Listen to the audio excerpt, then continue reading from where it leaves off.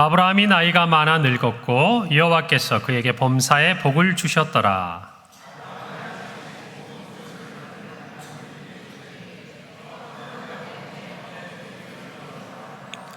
내가 너에게 하늘의 하나님 땅의 하나님이신 여호와를 가리켜 맹세하게 하노니 너는 내가 거주하는 이 지방 가나안 족속의 딸 중에서 내 아들을 위하여 아내를 택하지 말고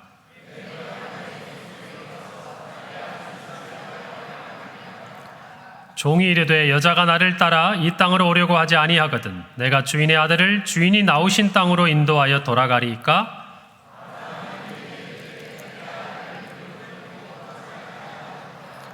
하늘의 하나님 여호와께서 나를 내 아버지의 집과 내 고향 땅에서 떠나게 하시고 내게 말씀하시며 내게 맹세하여 이르시기를 이 땅을 내 씨에게 주리라 하셨으니 그가 그 사자를 너보다 앞서 보내실지라 내가 거기서 내 아들을 위하여 아내를 택할지니라.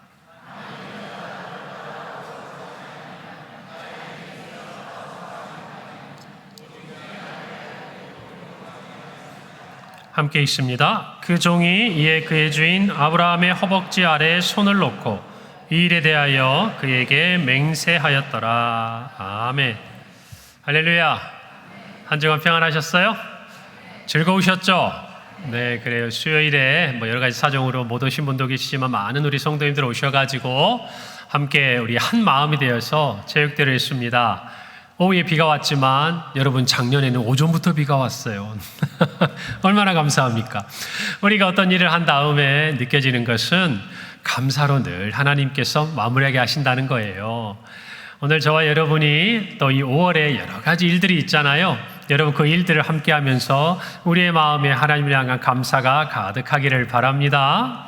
그래요. 보니까 정말 감사했던 것이 어린 아이들부터 와가지고 함께 이렇게 뛰놀고 또 우리 교회 등록하셔서 1년여 좀 얼마 지나지 않은 분들도 오셔가지고 함께 즐겁게 뛰고 교제하시고 또 보니까 오래 우리 믿음 안에 계신 분들 부탁하지 않아도 보니까 사람의 손길이 필요한 데 가서 이렇게 다 섬기시는 것이 제 눈에 보이더라고요.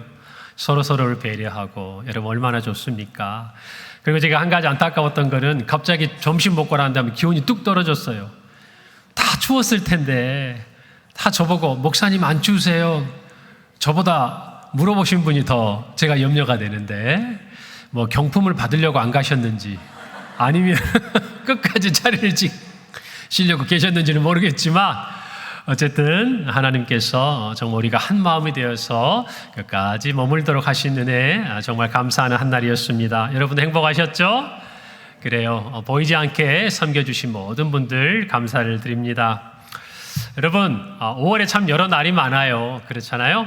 특별히 제가 살펴보니까 내일은 성년의 날이고 그 다음에 21일이 여러분 무슨 날인 줄 아세요?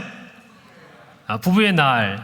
알고만 있으면 뭐합니까? 부부의 날을 기념해야 될 텐데 저도 잘 못하는 일이니 여러분들께 말씀드리기는 뭐합니다만은 여러분 부부가 되려면 뭘 해야 되죠? 결혼식을 해야 되잖아요. 결혼식을. 여러분 그래서 우리가 말할 때 결혼을 일륜지대사다라고 이야기를 합니다. 무슨 말이에요? 사람이 살아감에 있어서 아주 큰 중요한 일이다 이런 뜻을 가지고 있잖아요. 여러분 예전에 우리 손조들 보면요 어린 시절 한번 저 어릴 때보다 훨씬 더 어릴 때죠. 그때 보면 여러분 상투를 틀어야 비로소 어른 대접을 받았어요. 그럽니까? 그게 무슨 말이에요? 상투를 튼다는 게 어떤 의미죠? 결혼을 해야 비로소 가정을 꾸려야 사회적으로 성인이 되었다라고 인정을 해주던 그런 문화가 우리 안에 있었습니다. 오늘날도 마찬가지죠. 신앙도 제가 보니까 그래요. 청년 때 이렇게 젊을 때 막 좋았는데 옛 어른들 말씀들이 그래요. 결혼해 봐야 진짜 믿음이 나타난다 그 말. 왜? 가정을 이루고 내가 무엇인가를 책임져야 될 사람들이 생기고 이제 앞으로 태어날 자녀들을 생각하고 그 가정을 준비하다 보면 그때야 비로소 우리의 믿음이 무엇인지 정말 실제적으로 체험하게 되고 드러나게 된다라는 우리의 믿음의 선조들의 말씀 아닙니까? 여러분 우리가 살아가면서 어떤 배우자를 만나 어떤 가정을 이루느냐 하는 것 참으로 중요한 일입니다. 여러분 그래서 하나님께서 여러분 이 땅에서 첫 가정을 이루실 때 아담과 하와를 만나게 하시고 그 가정을 이루도록 친히 인도하신 것 아니겠습니까? 여러분, 우리가 살아가면서 참 많은 일들을 경험하지만 이 결혼, 부부가 되는 것, 가정을 이루는 것 너무나 중요한 일이에요. 특별히 우리가 부모로서 또 자녀들을 양육할 때 여러분, 우리의 자녀들이 좋은 대학을 가고 좋은 취직을 하고 다 좋아요. 진짜 중요한 게 뭐예요? 진짜 중요한 게 뭐냐고. 우리의 자녀들이 진짜 활용점점 마지막 그래도 부모가 마음속에 조금 내려놓을 수 있는 그 순간이 언제예요? 좋은 짝 만나가지고 정말 가정 다 이루는 것, 특별히 믿음 안에서 우리가 신앙 안에서 가정 이루는 것 보는 것보다 더 좋은 거 있습니까? 없어요. 없어요. 여러분, 그래서 결혼을 시켜주어도 우리의 자녀들이 믿음의 가정을 이루지 못하는 그런 안타까운 상황 가운데 있는 걸 보는 부모님들은 어때요? 매번 기도할 때마다 기도하는 거예요. 그리고 우리 곁에 있는 누군가의 자녀가 믿음의 가정을 이루고 교회에서 열심히 충성하고 부부간에 나와서 봉사하는 거 보면 솔직히 어때요, 마음이? 어때요? 부럽죠, 부럽죠.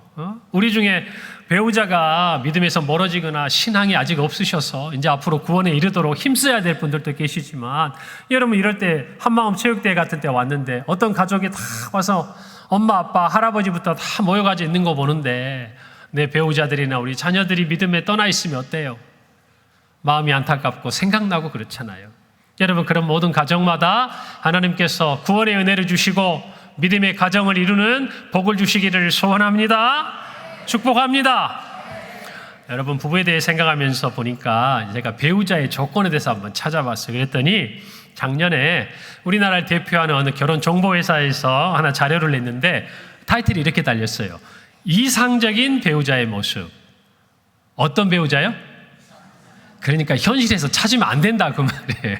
이건 이상적인 거, 이상적인 거. 그래서 그 조건이 뭔가 제가 하고 봤더니, 자, 남편들 잘 들으세요. 여자들이 이런 사람을 요즘에 우리의 자녀들이 이상적이라고 생각한대요. 첫째, 키는 178.7cm. 연봉은 약 6,067만 원. 자산은 한 3억 3천만 원 정도 있어야 되고, 연령은 여자인 나보다 2살 정도 많아야 된대. 이게 장가 가겠습니까? 이래가지고. 응? 웬만해서 장가 가겠냐고, 이게. 자, 그러면 여자는 어떨까요? 자, 이상적인 아내, 남자들이 보는, 우리 아들들이 보는 이상적인 아내 조건입니다. 키 164.2, 연소득 4,300만 원, 자산은 한 2억 정도는 모아야 되고, 나이는 남자인 나보다 2살 어려야 된대요. 이런 남자가 이런 여자를 만난다. 여러분, 심각한 저출산의 문제가 시작되고 있는 것 같아요. 여기서부터. 여러분, 이상적인 거니까 뭐 꿈꾸는 건 뭐라고 그러겠습니까? 그런 사람 만나면 좋지요. 그것보다 정말 거기다가 우리가 믿음의 어떤 사람, 배우자 만나면 얼마나 좋겠습니까? 여러분, 보니까 남자가 중요하게 배우자에게 보는 건 뭐냐? 성격이래요. 두 번째는 가치관이래요. 세 번째는 뭐 같아요? 마지막인데? 경제력이래요. 경제력. 자, 근데 여자가 남자에게 중요하게 보는 게 뭐냐? 첫 번째 뭐 같아요? 성격이래요. 두 번째 뭐예요? 가치관이래요. 마지막 세 번째 뭐래요? 외모. 여러분, 그러니까 봐요. 첫 번째, 두 번째는 다 똑같아. 솔직히 이것은 마음 감추고 남들이 물어보니까 그냥 그래도 내 인격적인 대답을 하는 거예요. 성격도 맞아야 되고 가치관도 좋아야 돼. 근데 속마음은 어디서 나오는 거예요? 그 다음에 이제 세 번째 나오는, 거기서 갈리잖아요. 남자를 볼 때 여자는 경제력이 어느 정도 되느냐, 여자를 볼 때 남자는 외모가 어떻게 되느냐. 여러분 보세요. 안 보면 안 돼요. 봐야 됩니다. 여러분, 그런데 이것만이라고 한다면 뭔가 아쉽지 않아요?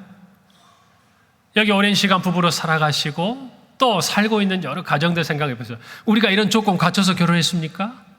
아니에요. 물론 그 시대의 조건은 있었겠지만 뭐든지 부족하고 뭐든지 내 마음에 다 채워지지 않아도 그래도 내가 믿고 의지할 수 있는 하나, 그 한두 가지가 용기를 내게 하고 사랑하게 하고 인내하게 하고 어느 가정 못지않은 가정으로 오늘 우리들도 자녀들을 키워내고 여러분, 가정으로서 국가를 위해서나 교회를 위해서나 우리에게 맡겨준 일을 잘 감당했잖아요.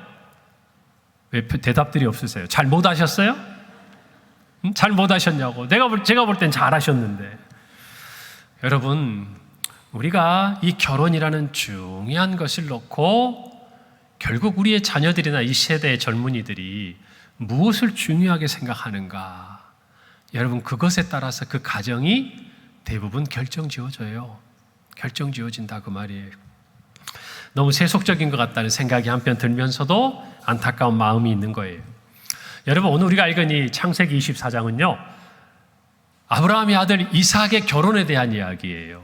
그런데 창세기가 50장까지 다 있는데 그 중에서 여러분 가장 분량이 많은 장이 몇 장일까요? 1장부터 50장까지 가장 분량이 많은 장이 몇 장일까요? 그렇지. 지식이 없으면 눈치라도 있어요. 목사님이 이 타이밍에 물어볼 때는 몇 장이에요? 24장. 그렇지, 24장이에요. 24장의 분량이 제일 많아요. 여러분, 왜 창세기 전체 50장 중에 가장 많은 분량을 이삭의 결혼에 대한 이야기 하려고 있을까? 여러분, 그만큼 중요한 거 아니겠어요? 이 내용에 뭔가 담겨져 있는 게 있는 거 아니겠어요? 단순히 그냥 이삭이 장가 갔다더라, 아내 이름은 리브가였더라, 어떻게 연애받고 어떻게 소개받아서 했다더라, 이 얘기가 아니라 이 결혼의 이야기, 아브라함으로부터 이어지는 그 자녀의 때에 정말 이 결혼이고 가정이라는 것을 이루는 이 이야기가 너무나 중요하다는 것이죠. 어떤 의미에서? 신앙이 전수되는 의미에서. 바로 믿음의 1세대라고 할 수 있는 아브라함. 그 아브라함과 맺은 영원한 언약이 어떻게 다음 세대에 전수되고 있는가? 그것이 전수되려면 우리가 중요하게 생각해야 될 그 가치가 무엇인가? 우리의 신앙에 있어서 어떤 부분을 우리는 소중하게 생각해야 되는가? 이것을 가르쳐주고 있다고 말이에요. 여러분, 오늘 1절에 보니까 이렇게 기록해요. 아브라함이 나이가 많아 늙었고 여호와께서 그에게 범사의 복을 주셨다 그랬습니다. 여러분, 한번 우리가 기억을 되살려 봅시다. 자, 아브라함 이삭을 몇 세에 낳았어요? 100세에 낳았어요. 자, 그런데 창세기 25장 20절에 보니까 이삭이 장가갈 때 나이를 정확하게 기록하고 있어요. 몇 살이냐면 40살이래요. 40살. 자, 40세에 장가를 갔으니까 노총각으로 간 거예요. 자, 그런데 아브라함이 이삭을 100세에 낳았고 그 이삭이 40세에 장가를 갔으니까 대략 장가갈 때 아브라함 나이는 몇 살이에요? 140살 전후잖아요. 그렇죠? 자, 오늘 그래서 24장은 아브라함이 약 한 140살 될 때, 여러분, 근데 우리는 알아요. 아내인 사라가 몇 살에 죽었어요? 127세에 죽었다. 우리 지난주에 알아봤어요. 그런데 아브라함과 아내인 사라의 나이 차이는 몇 살이에요? 10살 차이예요. 그러면 사라가 죽었을 때 아브라함 몇 살? 137세. 그러면 사라가 죽은 다음에 몇 년 뒤에 지금 이삭이 장가가는 거예요? 3년 정도 지난 다음에 장가가는 거예요. 우리가 지난 시간에 얘기한 것처럼 사라는 이 땅에서 127세로 생명을 다했습니다. 하나님이 그녀에게 주신 사명을 다 한 거예요. 아브라함은 살아있어요. 제가 뭐라고 말씀드렸어요? 아직 아브라함에게는 뭐가 남아있다? 사명이 남아있다고 말이에요. 그 사명이 뭘까? 오늘 성경이 기록하고 있는 아들 이삭을 통해서 믿음의 세대 계승이 이루어지도록 힘쓰는 것까지, 그것이 아브라함에게 남겨진 사명이었어요. 여러분, 아브라함은 140세니까 성경에 보면 175세를 일기로 하나님 품으로 갑니다. 앞으로 몇 년 더 사는 거예요? 35년을 더 살아요. 그런데 이 35년에 아브라함이 뭘 했는지 성경은 거의 기록하지 않아요. 이 사건이 아브라함이 마지막 생에 있어서 무엇인가 성경이 주목하고 있는 아브라함이 했던 일이에요. 여러분, 그러니 우리는 이 아브라함의 마지막 사명을 통해서 오늘 우리가 감당해야 될 일들이 무엇인지 다시 한번 돌아보아야 할 줄로 믿는 것이에요. 여러분, 이삭의 결혼은 누구보다 이삭에게 중요한 거였어요. 어떤 아내를 만나느냐? 굉장히 중요한 거였어요. 그런데 아브라함에게도 중요한 일이었어요. 내 아들이 어떤 며느리를 만나느냐? 그래서 이 두 사람이 어떤 가정을 이루느냐가 부모에게는 너무나 중요한 일이었다 그 말이에요. 왜냐하면 그냥 둘이 알콩달콩 재밌게 잘 살고 끝날 문제가 아니라 아브라함이 하나님께 받은 게 있어요. 뭐죠? 약속이었어요. 언약이었어요. 하늘의 별과 같이 바다의 모래와 같이 너희 후손이 일어날 것이고 이 가나안 땅을 약속으로 너에게 주겠다는 그 언약은 당대에 이루어지는 게 아니었어요. 그 약속은 누구에게 전수되어야 되는 거예요? 자기 아들에게. 그런데 여러분, 그 아들 혼자 그것들을 가져갈 수 있는 게 아니에요.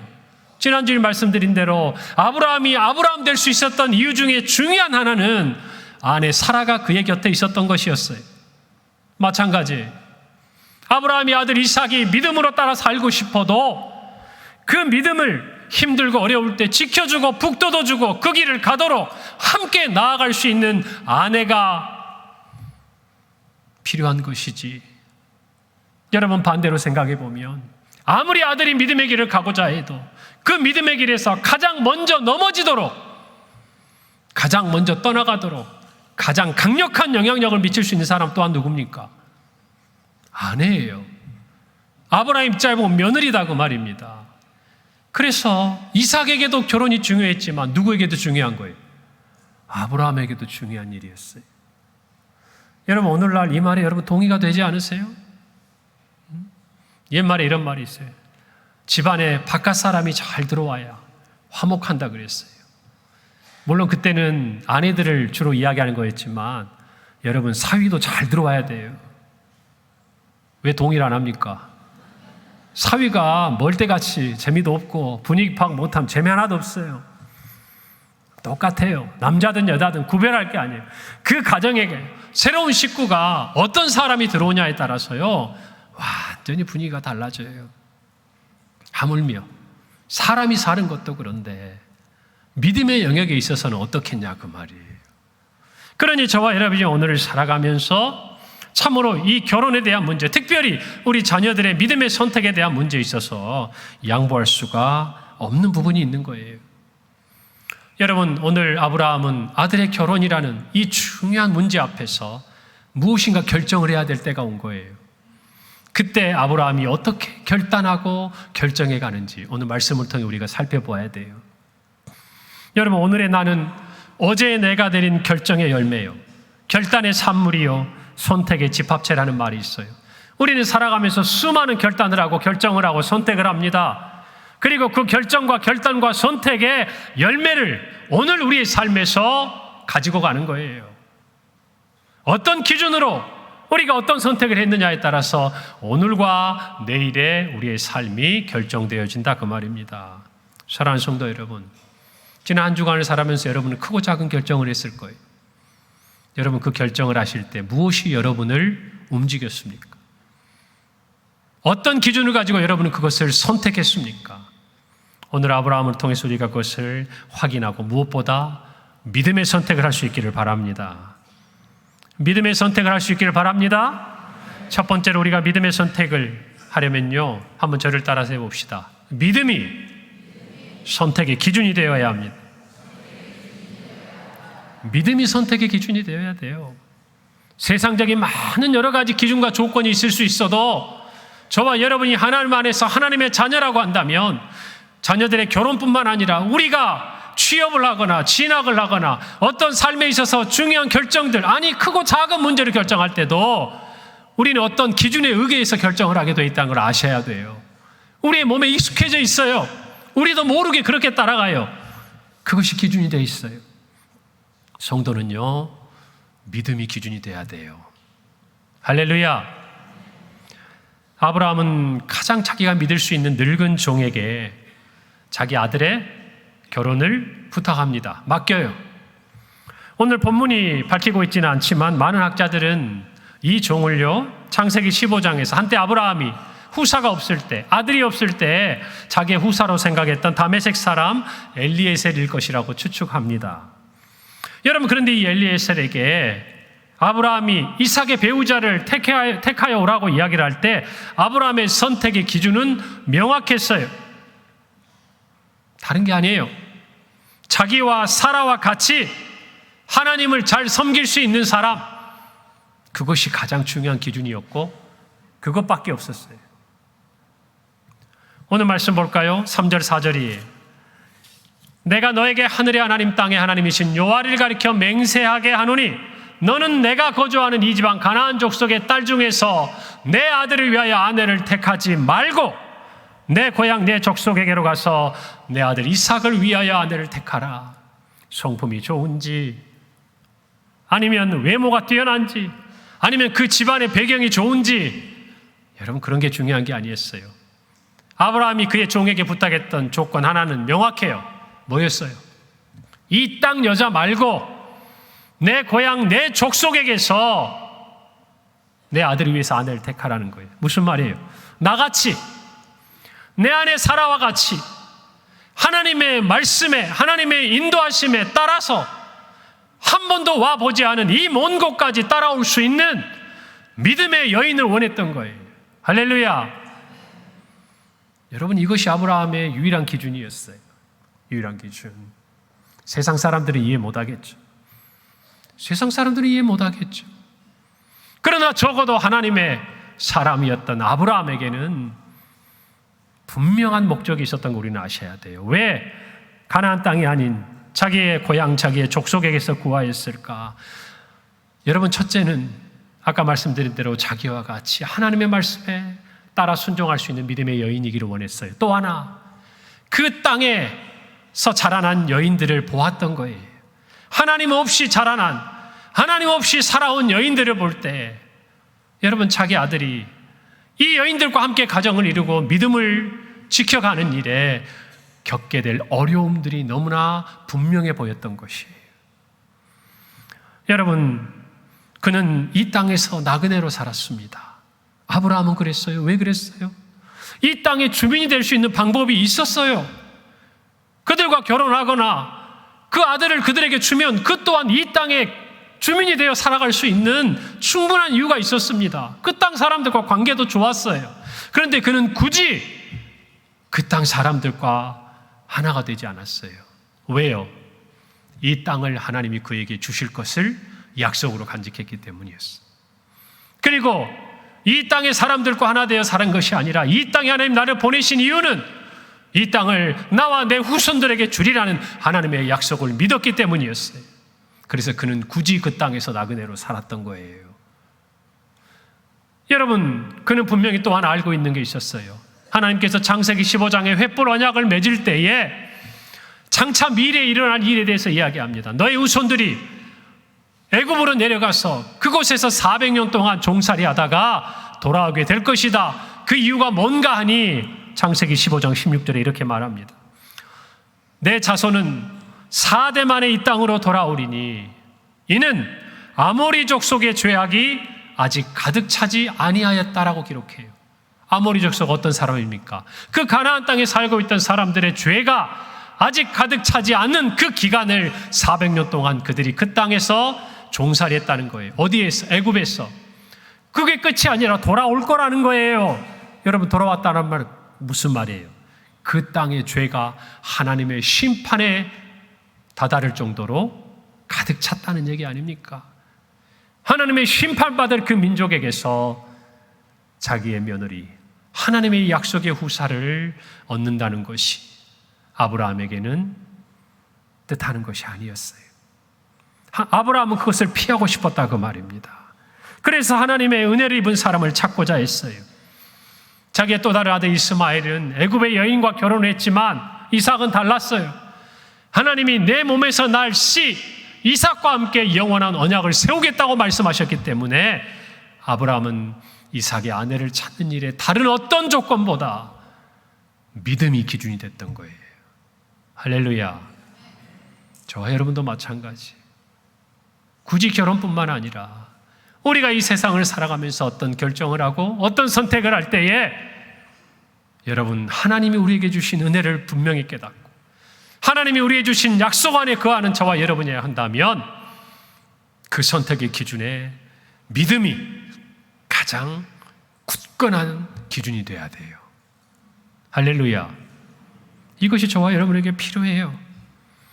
여러분, 신명기 7장 3절에서 4절 말씀에 모세는요 가나안 땅 입성을 앞둔 그의 후대들에게 이렇게 말합니다. 또 그들과 혼인하지도 말지니 내 딸을 그들의 아들에게 주지 말 것이요 그들의 딸도 내 며느리로 삼지 말 것은 그가 내 아들을 유혹하여 그가 여호와를 떠나고 다른 신들을 섬기게 하므로 여호와께서 너희에게 진노하사 갑자기 너희를 멸하실 것입니다 라고 얘기하고 있어요. 왜 이방 여인들과의 통혼을 금합니까? 다른 게 아니었어요. 그 여인들이 하나님의 아들들로 하여금 그들이 섬기던 이방신을 섬기고 하나님으로부터 떠나가게 할 것이기 때문에 그들의 믿음의 이 순수성을 위해서 하나님이 약속하신 이 복과 이 언약의 당사자로 살아가게 하도록 여러분 가장 중요한 결혼에 있어서 하나님이 기준을 제시해 준 것이에요. 저와 여러분이 비단 결혼뿐만 아니라 우리의 살아가는 삶의 자리에서 분명한 기준으로 삼아야 될 것 바로 우리의 믿음이에요. 할렐루야. 아무리 우리에게 유익한 일이어도 믿음에서 떠나가게 하는 일이라고 한다면 여러분 거절할 줄 알아야 돼요. 그것이 하나님으로부터 멀어지게 하는 것이라고 생각한다면 멈출 줄 알아야 돼요. 아무리 한 번이라고 이번 한 번만 눈 감으면 된다고 이야기를 해도 아닌 것은 아니어야 해요. 그것이 저와 여러분이 가지고 살아야 될 삶의 기준이 되어야 돼요. 할렐루야. 오늘 저와 여러분이 그런 기준을 갖기를 간절히 바랍니다. 바울은 고린도 교회에 편지합니다. 고린도서 6장 14절 16절이 너희는 믿지 않는 자와 멍에를 함께 매지 말라. 의와 불법이 어찌 함께하며 빛과 어둠이 어찌 사귀며 그리스도와 벨리알이 어찌 조화되며 믿는 자와 믿지 않는 자가 어찌 상관하며 하나님의 성전과 우상이 어찌 일치가 되리요. 우리는 살아계신 하나님의 성전이라. 이와 같이 하나님께서 이르시되 내가 그들 가운데 거하며 두루 행하여 나는 그들의 하나님이 되고 그들은 나의 백성이 되리라. 그들은 나의 백성이 되고 나는 그들의 하나님이 되리라. 이것을 위해서 말씀하고 계시는 거예요. 여러분 믿지 않는 자와 멍에를 함께 매지 말라. 여러분 이 당시에 이 말은 짐승에게 마구를 채우는 행위를 가리켜 사용하는 말이었어요. 여러분 그런데 재미있는 것 우리가 눈여겨볼 것은요 하나님이 신명기 22장 10절에서 이와 같은 말씀하셨다는 거예요. 너는 소와 나귀를 결의하여 갈지 말라. 참 하나님 섬세하지 않습니까? 동물을 같이 멍에를 씌울 때 여러분 소하고 이렇게 나귀를 함께 멍에를 씌우면 어떤 일이 일어나겠어요? 일도 잘 되지 않지만 소만 죽어라 고생하는 거예요. 나귀는 그냥 걸어만 가는 거예요. 여러분 짐승에게까지도 하나님께서는 이처럼 살피고 배려하시는 분이에요. 여러분 이것을 바울은 영적인 원리로 이해합니다. 우리가 아무리 함께 좋은 의도를 가지고 행하자고 해도 여러분 그들을 구원하고 그들을 살리는 부분에 있어서야 얼마든지 우리가 마음을 넓히고 함께 해야죠. 그들 안에 가서 사귀고 그들의 마음을 공감해주고 우리에게 주신 은혜들을 나누고 사랑해주고 희생하고. 여러분 그러나 중요한 건 있어요. 하나님의 믿음에서 떠나는 일이 있어서는 여러분 그 자리는 함께해서는 안 된다는 거예요. 함께 하나님 보시기에 죄를 범하고 함께 하나님 보시기에 악을 저지르면서 그 안에서 하나님의 뜻이 나타날 것이라고 기대하는 것, 그것은 교만이에요. 그것은 착각이에요. 여러분 특별히 이 시대에 바울은요 이런 사람들을 두고 이야기한 거예요. 여러분 새롭게 예수님을 믿은 사람들이 있었어요. 이미 결혼했어요. 그들이 불신의 배우자가 있었어요. 어떻게 할까요? 헤어져야 합니까? 무슨 말이냐? 절대 버리지 말고 더욱 사랑해주고 책임져주고 그들 또한 하나님을 믿고 예수 그리스도 안에 구원을 얻도록 해야 할 것이 아니냐? 왜요? 그 당시에는 아내를 버리는 게 쉬웠어요. 그리고 그 당시에는 가족의 제도가 무너지고 문란한 시대였어요. 특히 고린도는 그런 곳이었어요. 성적으로 타락한 도시였어요. 그럼에도 바울은 아내를 사랑하라고 그랬어요. 그러면서 바울은 또 한마디 하는 거예요. 아직 결혼하지 않은 미혼의 성도들에게 할 수 있다면 너희가 믿음 안에서 함께 배우자를 만나고 가정을 이루어 하나님의 뜻을 이루도록 하는 것이 좋은 일이다. 권면하고 있는 거예요. 왜요? 여러분 우리 중에 많은 가정들이 있어요. 믿음의 배우자를 만나지 못해서 여러분 처녀 때 총각 때 결혼 생활 하다가 잠시 세상에 있다가 돌아오는 분들 많아요. 여러분 어떻든가요? 신앙 지키기 어렵습니다. 어려워요. 지금도 현재 진행형인 분도 있어요. 여러분 반드시 사랑하는 가족, 배우자, 자녀들 하나님 안에서 구원받는 은혜를 누리시기를 바랍니다. 포기해서는 안 돼요. 그런데 힘들잖아요. 그 힘든 것 여러분이 하셨는데 자녀도 그 길 가는 거 우리가 그냥 앉아서 봐야 되겠냐 그 말이에요. 좋은 거 주어야죠. 마찬가지예요. 저와 여러분도 이 세상을 살아가면서 여러분 같이 멍에를 매도 되는 게 있고 같이 멍에를 메어서는 안 되는 것이 있어요. 악한 의도를 가지고 죄의 길로 가는데 여러분 그 길을 따라가고 서 있는 것 여러분 믿음의 행위가 아니에요. 하나님이 기뻐하지 않아요. 나도 죽지만 그 또한 죄 가운데 행하도록 방치하는 거예요. 사랑하는 성도 여러분, 분명한 기준을 갖기를 바랍니다. 믿음이 기준이 돼야 돼요. 여러분 제가 청년 시절에는요 많은 젊은이들이 하나님 앞에 헌신했던 시간들이 있었어요. 선교사로 나가고 제가 말씀드렸죠. 의사로서 있었지만 여러분 요즘 누구나 다 의대 가려고 얼마나 했습니까? 그런데 그 의사의 좋은 편안한 삶을 버리고 정말 폭탄 테러가 일어나는 선교지 가서 예수님을 전하는 그런 사람들이 한두 명이 아니었어요.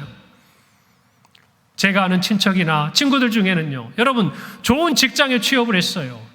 그런데 몇 달간 여러분 주의를 정말 지키지 못하고 회사에서 하는 어떤 프로그램에 참여해야 되는 것들을 알고 나서 그 친구가 그것을 회사에 가는 것을 포기하고 다른 직장을 찾아갔어요.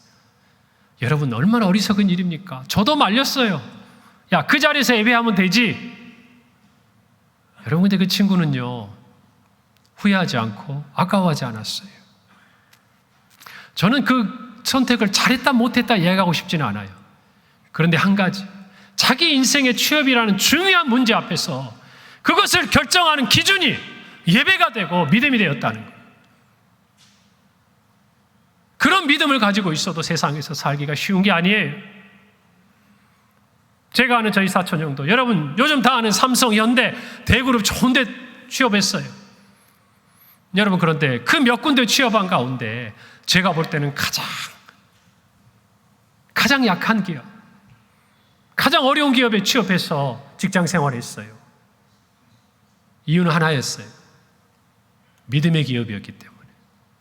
그곳에 가면 믿음의 사람들을 만나고 예배드리고 함께 믿음 안에서 교제하면서 직장 생활할 수 있다는 것. 연봉은 작아도 대우는 부족해도 다른 거 다 포기하고 거기 갔어요. 여러분 제가 말씀드리고 싶은 거 하나예요. 이 시대를 살아가면서 저와 여러분이 어떤 기준을 가지고 사느냐에 따라서 우리의 인생에 있어서 하나님이 역사하시는 정도가 달라져요. 할렐루야. 하나님을 위해서 믿음의 기준을 가지고 행하면 하나님께서 우리와 함께 하시는 능력이 나타나는 줄 믿습니다. 우리는 그것을 가르쳐야 되는 거예요. 그리고 정말 중요한 것, 우리가 그런 믿음의 기준을 가지고 살아야 돼요. 언제 무너지는 줄 아세요? 우리의 자녀들도 그런 마음이 있고 갈등하고 있을 때 부모가 어떤 믿음의 기준을 제시해 주느냐가 다른 거예요. 취업을 할 때, 대학을 지나갈 때, 결혼을 할 때. 여러분 저는 여러분들에게 정말 자녀들 위해 결혼을 위해 기도하라고 부탁드리고 싶어요. 여러분 대학 지나가기 위해서 좋은 대학 보내기 위해서 여러분 얼마나 희생합니까? 그 많은 돈, 시간, 형편이 안 돼서 못하는 거지. 할 수만 있으면 여러분 그렇게 하시잖아요. 취업을 할 때는 또 어때요? 아이가 좋은 직장에 가도록 대학 내내도 뒷바라지 하지만 취업하는 과정에도 여러분 도와주잖아요. 그리고 나서 여러분 마지막에 뭐라고? 그 아들이 가가지고 배우자를 만나야 되는 어쩌면 인생의 가장 중요한 결정, 그 인생의 믿음의 성패가 갈리는 중요한 결정이 있을 때는 이상하게 그때는 하나님께 맡기시더라고. 이상하게 그때는 하나님께 맡겨요. 그 믿음이 어디서 나오는지 모르겠어요. 우리의 자녀들이 좋은 믿음의 아내를 데리고 내 눈앞에 떡 나타날 것이라는 굳건한 믿음을 가지고 계시더라고요. 사랑하는 성도 여러분, 결혼 우리 자녀가 하는 거예요. 자녀가 결정하고 사랑해서 하는 거예요. 그러나 부모는 그 자녀가 믿음의 결정을 하도록 선한 영향력을 미칠 수 있어야 돼요. 할렐루야. 첫째는 믿음의 부부로서 살아가는 게 얼마나 복된 일인지 여러분의 가정에서 부부로서 자녀에게 보여주셔야 돼요. 두 번째는 결혼 이전에 크고 작은 선택의 순간마다 부모로서 자녀의 눈에 보이기에 우리 부모가 선택의 순간 믿음에 따라 결정한다는 것을 가르쳐 주셔야 돼요. 할렐루야. 늦었어도 지금부터 하셔야 돼요. 그것이 우리 자녀들에게 가장 좋은 걸 남겨주는 거예요. 그러면 우리의 자녀들은요, 그들이 중요한 인생의 결정의 순간 믿음을 기준으로 삼게 돼 있어요. 할렐루야. 여러분, 우리 자녀들에게 정말 믿음이 선택의 기준이 되어야 함을 가르쳐주는 은혜가 있기를 간절히 소망합니다. 여러분, 두 번째예요. 저를 따라서 합시다. 믿음의 선택은 계속되어야 합니다. 믿음의 선택은 한 번으로 끝나지 않아요. 계속되어야 돼요. 오늘 말씀해 보니까 믿음의 선택이 지속되려면 첫째로 하나님의 말씀에 기초해야 돼요. 어디에 기초해야 된다? 하나님 말씀에. 여러분, 아브라함이 분명한 기준을 제시했어요. 그때 종이 묻습니다. 만약에 여자를 만났는데 그 여자가 저를 따라오려고 하지 않으면 이삭을 데리고 그 여인에게로 가서 보여주고 데리고 올까요? 굉장히 합리적인 질문이죠. 왜요? 먼 길을 가기 때문에 거기 가서 지금처럼 전화해서 물어볼 수 있는 거 아니잖아요. 그러니 최대한 가서 일어날 수 있는 상황에 대해서 이야기하는 거 아닙니까? 여러분, 그때 아브라함이 뭐라고 이야기합니까? 단호하게 이야기합니다. 내 아들을 데리고 돌아가지 말라 그래요. 그 여인이 따라오려고 하지 않더라도 절대 내 아들을 데리고 돌아가지 말라고 하는 거예요. 오늘 7절 말씀 볼까요? 하늘의 하나님 여호와께서 나를 내 아버지의 집과 내 고향 땅에서 떠나게 하시고 내게 말씀하시며 내게 맹세하여 이르시기를 이 땅을 내 씨에게 주리라 하셨으니 그가 그 사자를 너보다 앞서 보내실지라 내가 거기서 내 아들을 위하여 아내를 택하라고 말합니다. 분명히 아브라함은 기억해요. 그 땅은 내가 떠나온 땅이에요. 하나님이 주실 땅은 이 땅이에요. 가나안 땅이에요.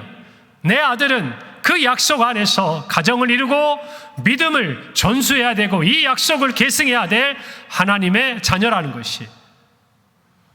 사랑하는 성도 여러분, 아브라함은요, 그 순간 하나님의 말씀을 떠올립니다. 이삭은 이 땅에 있어야 되는 거예요. 어디에 있어야 돼요? 이 땅. 하나님이 약속하신 땅. 내가 떠나온 땅으로 다시 내 아들이 돌아가서는 안 돼요. 그 여인은 그 땅에서 떠나와야 하지만 내 아들은 돌아가서는 안 되는 거예요. 여러분, 아브라함에게 하나님께서 불러내실 때 너는 너의 고향 친척과 아비 집을 떠나 내가 내게 보여줄 땅으로 가라고 말씀하셨어요. 여러분, 하나님께서요, 갈 때 우리를 떠나라고 하셨을 때는 떠나야 될 이유가 있는 거예요. 뒤돌아보아서는 안 되는 거예요. 여러분, 우리는 출애굽의 사건도 기억합니다. 하나님께서요, 이스라엘 백성들을 애굽에서 끌어낸 다음에 말씀하신 게 있어요. 다시 애굽으로 돌아가지 말라는 거예요. 이것이 하나님의 분명한 말씀이었어요. 신명기 17장 16절 볼까요? 이렇게 말씀했어요. 왕에 대한 이야기를 그 자격에 대해 이야기하면서 그는 병마를 많이 두지 말 것이요 병마를 얻으려고 그 백성을 어디로? 애굽으로 돌아가게 하지 말 것이니 이는 여호와께서 너희에게 이르시기를 너희가 이 후에는 그 길로 다시 돌아가지 말라. 이것이 하나님의 말씀이었어요. 여러분, 아브라함이 믿음의 조상이 된 이유에는 순종이 있어요. 그 순종은 아브라함이 하나님의 말씀을 붙들고 잊지 않았던 아브라함의 신앙이 있어 가능했어요. 떠나라고 하신 자리 다시 돌아가지 않았어요. 여러분, 이것이 저와 여러분의 마음속에 간직되어야 돼요. 여러분, 우리가 하나님의 말씀에 깨어 있어야 전에 있었던 그 자리로 돌아가지 않아요. 여러분, 우리도 죄와 허물로 죽었던 사람들이에요. 죄의 길에 있었던 사람들이에요. 죄의 자리가 편안하고 익숙한 사람들이에요. 그런 우리를 예수님께서 죽으시고 구대속하셔서 하나님의 자녀 삼아주셨어요. 다시 죄의 종의 길로 돌아가서는 안 돼요. 안 돼요. 우리가 떠나온 길로 돌아가서는 안 된다 그 말입니다. 우리의 자녀들도 마찬가지고 우리도 마찬가지예요. 한결같이 유지돼야 돼요. 이 믿음의 선택이 이루어져야 돼요. 그러려면 아브라함처럼 그 결정의 순간, 그 결정이 흔들리려고 하는 그 순간, 그 결정을 다시 한번 확인해야 되는 그 순간에 하나님의 분명한 말씀을 붙들고 있어야 돼요. 할렐루야. 오늘 이 은혜가 저와 여러분에게 있기를 간절히 바랍니다. 하나님의 은혜를 경험한 사람은 은혜 받기 이전의 삶으로 돌아가서는 안 된다는 것을 아셔야 돼요. 두 번째로 신앙의 체험을 간직해야 돼요. 여러분, 우리는 살아가면서 하나님 앞에서 수많은 신앙의 체험을 합니다. 믿음의 선택을 지속적으로 하기 위해서 우리는 하나님의 말씀을 붙들지만 또 하나, 그 말씀을 붙들었을 때 하나님 우리의 삶에 어떻게 역사하셨는지 그 신앙의 체험과 간증을 우리 마음속에 간직하고 있어야 돼요. 여러분, 오늘 7절 말씀의 마지막 하반절에 이렇게 얘기했어요. 그가 그 사자를 너보다 앞서 보내실지라 내가 거기서 내 아들을 위하여 아내를 택하라고 말합니다. 하나님이 앞서 가신대. 하나님이 사자를 먼저 보내신대요. 여러분, 아브라함의 인생에 있어서 하나님이 정말 하나님의 사자를 앞서 보내셔 자신을 위해 준비하셨던 놀라운 사건이 하나 있었어요. 잊을 수 없는 사건이 있었어요. 아브라함뿐만 아니라 이삭에게도 잊을 수 없는 사건이 있었어요. 모리아 산에서 일어났던 아들 이삭을 번제로 드리라는 말씀에 순종했을 때 하나님은 이삭이 아닌 제물로 순양을 그곳에 준비하셨어요. 할렐루야.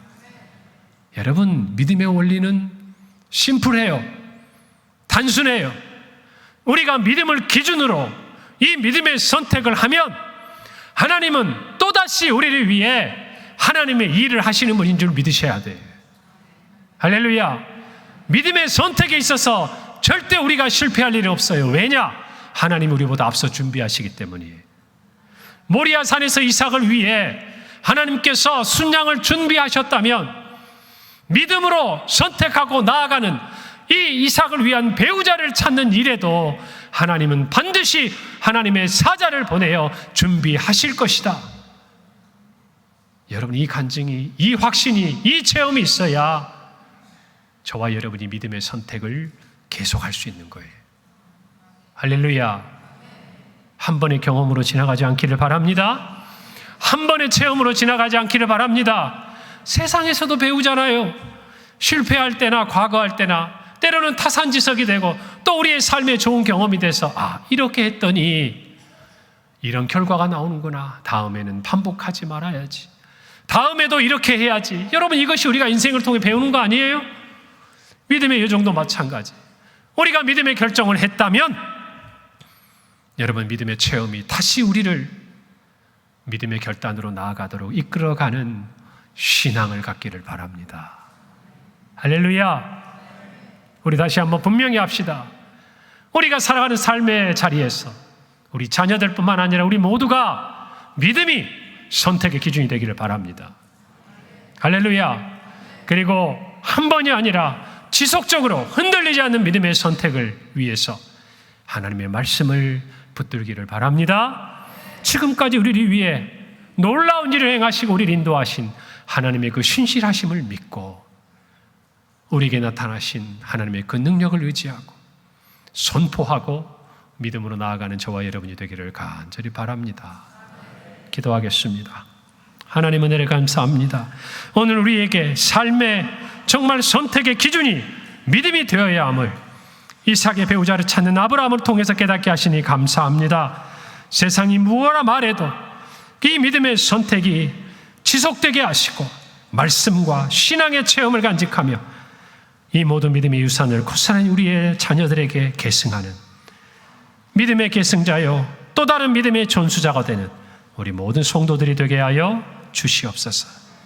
감사드리고 예수님의 이름으로 기도합니다. 아멘. 할렐루야. 우리 옆에 분들에게 한번 인사합시다. 믿음이